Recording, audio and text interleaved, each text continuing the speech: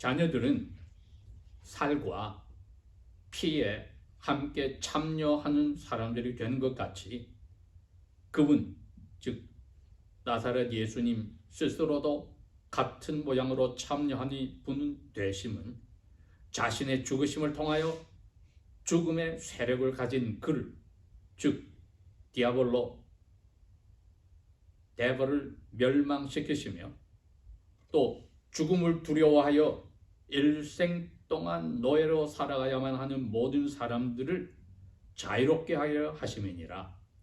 왜냐하면 주님께서는 천사들을 도우시는 것이 아니라 주님께서는 아브라함의 자손을 도우시기 때문이라. 그러므로 주님께서 모든 일에 마땅히 자기 형제들과 같이 되시어 하나님께 관계된 일에서 자비로우시고 신실하신 대제사장이 되시어 백성의 죄들을 위하여 화목함을 이루시기 위함이라. 왜냐하면 그 가운데 자신께서 스스로 유혹을 받으시어 고난을 당해 보셨기 때문에 유혹을 받는 사람들을 능히 도우실 수 있으시기 때문이니라. 아멘.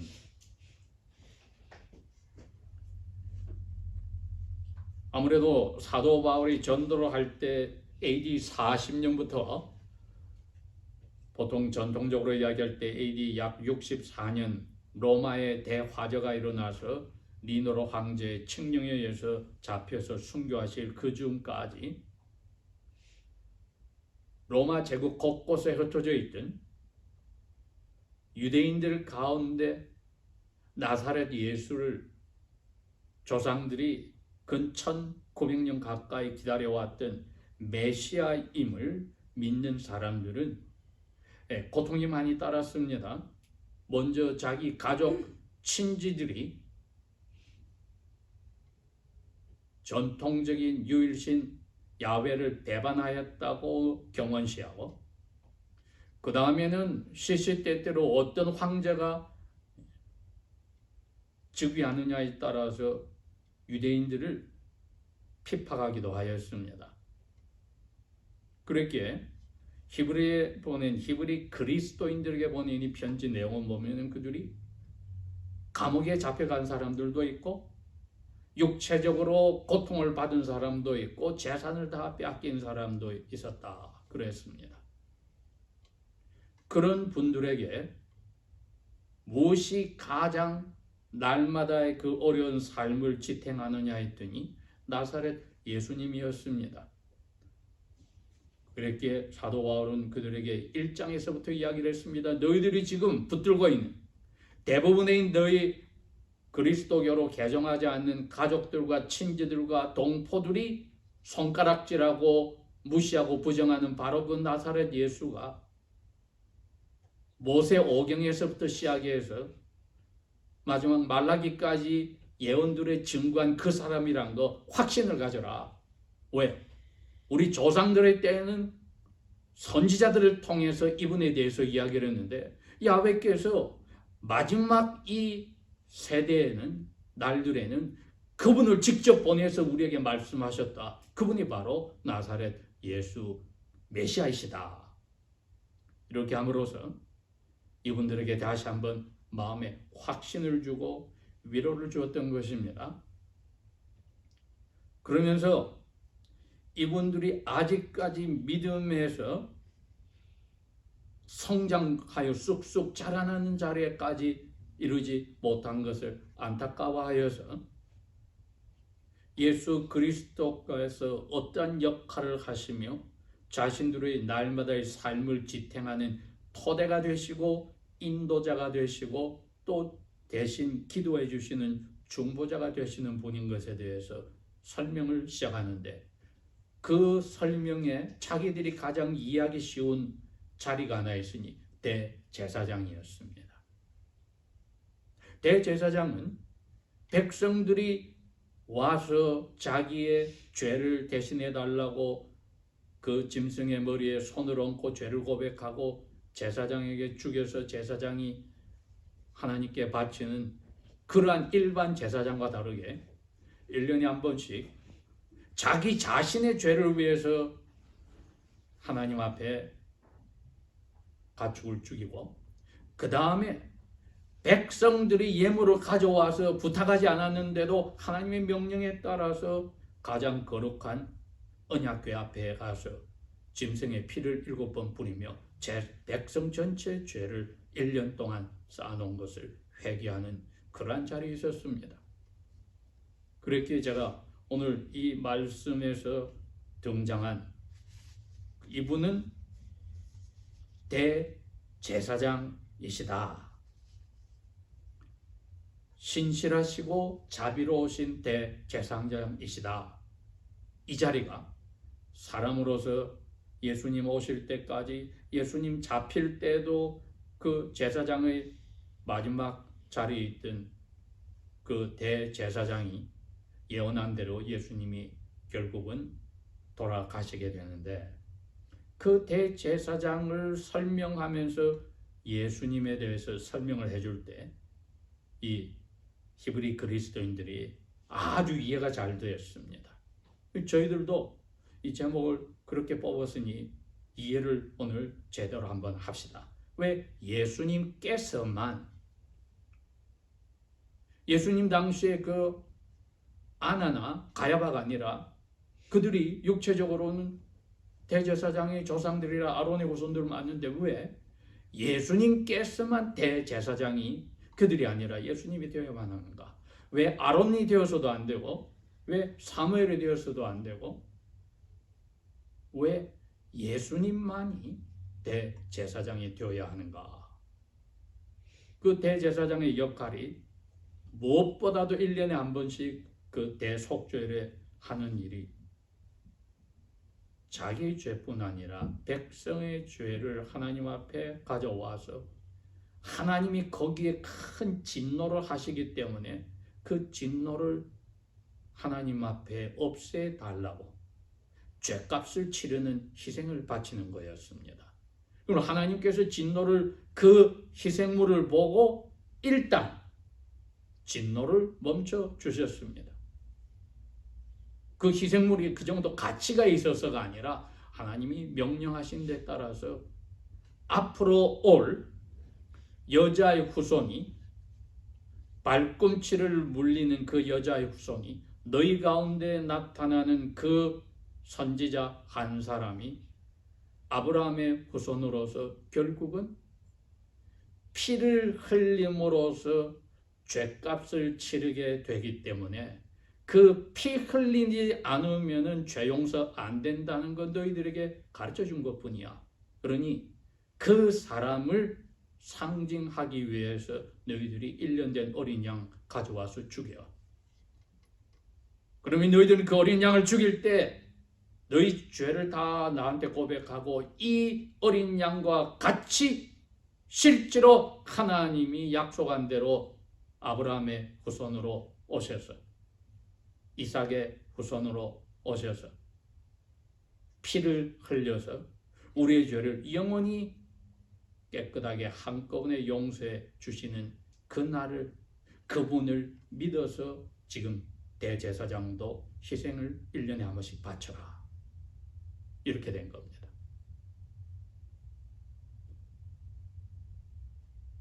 그런데 용서만 해주고 그대로 두면 어떻게 됩니까? 하나님의 백성으로 다시 받아줘야 되는 이 화목한 평화를 이루는 일이 필요합니다. 사람 사이도 보십시오. 아주 친구처럼 잘 지내다가 문제가 생겼어요. 그런데 서로가 오케이, 다 털어버리자, 털었어요. 그런데 보통은 털어버리고 나서 옛날 친구 관계로 돌아가야 되는 것이 마지막입니다. 그걸 안 하고 이제 그냥 자기 갈 길을 가버려요. 더 이상은 앙금이 없다는 것을 만족하면 그건 반쪽짜리 케이크입니다. 대제사장은 이 둘 다를 하나님께 받아냅니다. 죄 용서했다는 것을, 하나님의 화를 이제 정리했다는 걸 짐승의 피를 통해서 받아내고, 두 번째는 다시 죄인으로 보지 말고 사랑하는 아들, 딸로 이 백성을 하나님의 첫 아들이라고 했듯이 받아주십시오. 다시 그 자리로 회복하는 이 두 가지를 하게 되는 겁니다. 그렇게 사도 바울은 이 히브리 그리스도인들에게 그 대제사장의 모습이 나사렛 예수에게 있다는 것을 설명한 겁니다. 제일 먼저 14절에 그분도 우리와 같이 사람이었다. 근데 너희들이 왜 두려워하는 마음이 죽음 때문에 생겼을까? 그 죄 때문에 생겼다. 죽음은 자연스러운 것이 아니라 하나님이 화를 내서 온 결과다. 그러니까 사탄은 너희들이 죽음을 두려워한 것을 이용해서 너희들로 하여금 협박하고 일생 동안 사탄을 잘 섬기게 만드는, 이게 대부분의 세상 종교들이 그렇습니다. 미신들이 그렇습니다.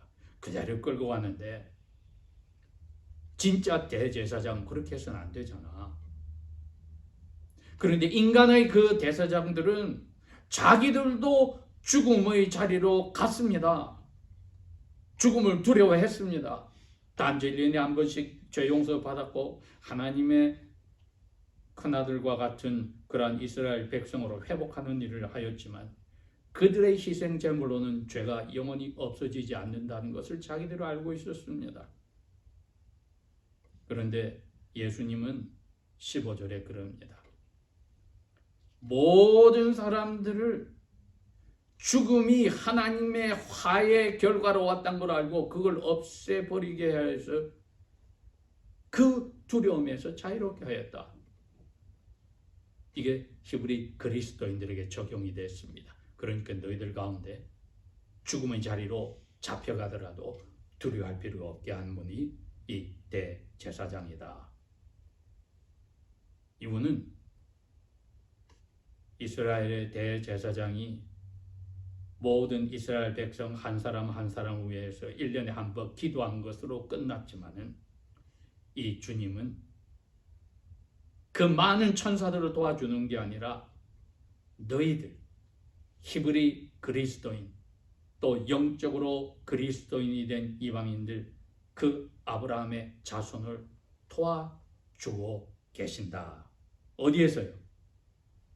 사장에 가면은 그게 더욱더 설명이 나와 있습니다. 14절에 가니까 우리에게 계신 큰 대제사장은 그분은 하늘로 가셔서 하나님의 아들 예수님인데 우리가 믿음으로 그분이 우리 제사장이다 고백하고 꼭 붙잡으면은 아버지 오른쪽에 앉아 계셔가지고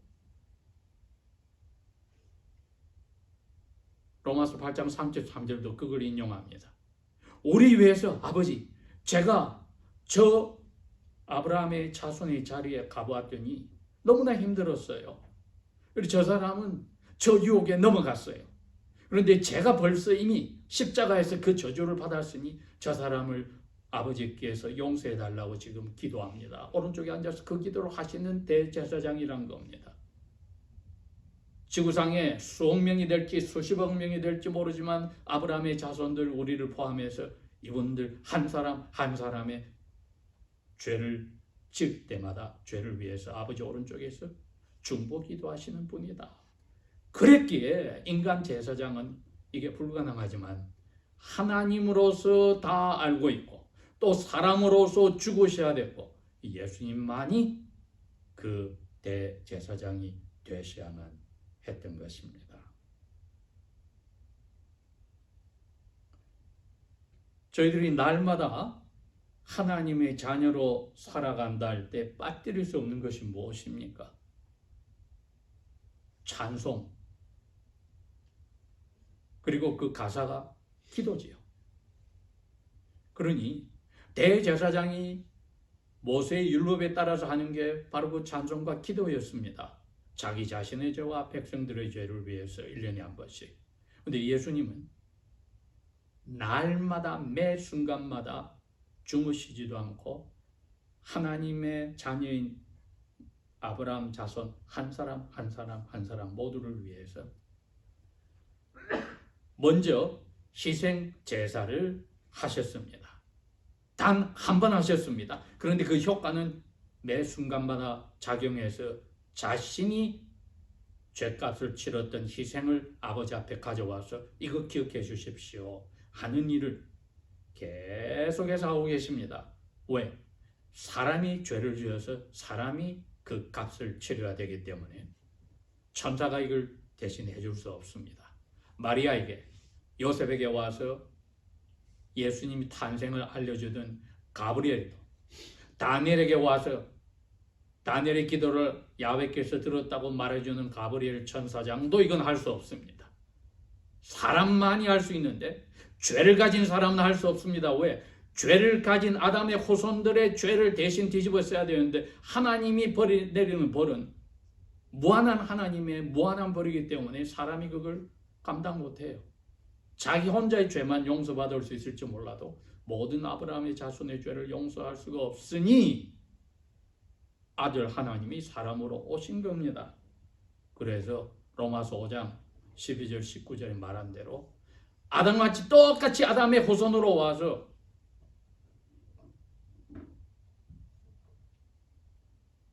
부모의 죄가 자손 3, 4세까지 내려가잖아요. 그러니까 그 자손들이 회개하지 않고 돌아서지 않으면 계속 내려가잖아요. 예수님이 자리에 와서 예수님이 그럽니다. 제가 우리 조상들의 첫 번 아담부터의 모든 죄, 앞으로 또 태어날 모든 아담의 후손들의 죄 대신해서 제가 그 죄값을 하나님이니까 그 힘이 있어서 다 뒤집어 쓰고 사람이니까 죽을 수 있어서 피를 흘려서 피 흘리면 죄가 용서되니 그 둘 다 하겠습니다. 그러니 사람으로 오신 예수님만이 그 대제사장의 일을 할 수 있어서 피를 흘려서 죽었습니다. 아니나 다를까 십자가에서 피를 흘렸습니다. 오른쪽 옆구리에 군인이 창으로 찔러서 피를 흘렸습니다.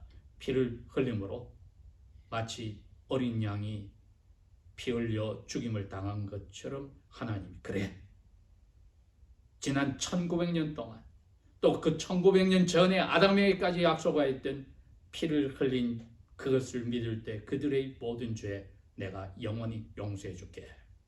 이제 너는 부활하여서 내 오른쪽에 와서 살아있는 모든 아브라함 자손들이 기도할 때 그 기도를 너가 받아서 너 피 가지고 와서 나한테 계속 기도하면 내가 너 이름으로 다 들어줘. 너도 너 이름으로 기도할 때 그 사람 기도 다 들어줘. 예수님 말고는 그런 대제사장의 자리에 자격을 가진 사람이 없었던 것입니다. 그런데 그 기도가 얼마나 간절하냐 했더니 자기가 그 신발을 신어보았기 때문에 그 유혹의 자리에 한번 들어가 봤기 때문에 예수님은 40일 동안 밤낮으로 유혹의 자리에 들어가 있었습니다. 그것도 사탄이 그렇게 건드렸습니다. 사탄이 하루에 욥을 건드렸더니 욥이 그게 몇 날 며칠인지 몇 달이 될지 모를 동안 고통 속에 부르짖어서 사람으로 태어난 것을 저주하였는데 예수님은 40일 동안 밤낮으로 사탄에게 고통을 받고 유혹을 받았는데도 견뎠습니다. 왜? 자기 가족이 될 남동생, 여동생들이 아버지 앞에 선물로 가족으로 돌아오는 그걸 보시고 또 보내신 아버지가 그걸 기뻐하신 줄 아니까 그 일을 기쁜 일을 보시고 십자가의 죽으심까지 참고 기쁘게 견디셨더라. 이렇게 함으로써 드디어 예수님은 이제 우리를 위해서 기도하실 때 마음에 이 두 가지를 가지고 계신 유일한 대제사장입니다. 그냥 대제사장이니까 1년에 한 번씩 자기 죄와 이스라엘 백성의 죄를 가져왔던 그런 사람하고 다르게 끝이 없으신 자비로운 마음으로. 예수님은 그걸 이겼지만은 아브라함의 자손들은 빠지거든요. 그 유혹에. 그 심정을 너무나 아니까. 그러면서 애통하고 슬퍼하고 답답해하는 그 마음을 불쌍히 보는 마음, 그것이 자비였습니다. 죄의 비참함에 괴로워하는 그것을 불쌍히 보는 마음, 그리고 자신은 하나님이 약속한 대로 자기도 그 약속을 지켰으니 계속하여 기도할 때 기억해서 약속을 이루어 주십시오. 신실한 예수님은 피곤하다고 오늘 그냥 기도를 안 할까? 오늘은 저 많은 사람 중에 한두 명은 빼버릴까? 아니에요. 우리 기도 생활을 기억하시고 철저하게, 그것도 모자라서 우리 영혼의 성령님까지 보내셔서 속에서 아버지께 너도 기도해, 나도 기도해, 이렇게 하시는 분이시다. 우리의 중보자가 되시는 분이시기에 이분이야말로 참 대제사장이 되어야 할 이유를 가지고 있습니다.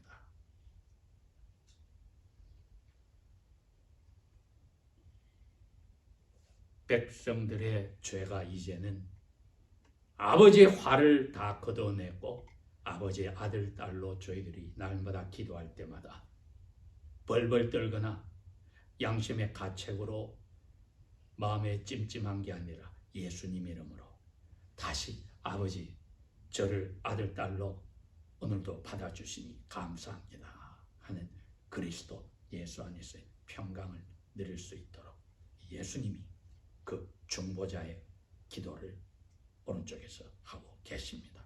그런 이분이 아니고는 참된 대제사장이 우리에게 없습니다. 기도하겠습니다.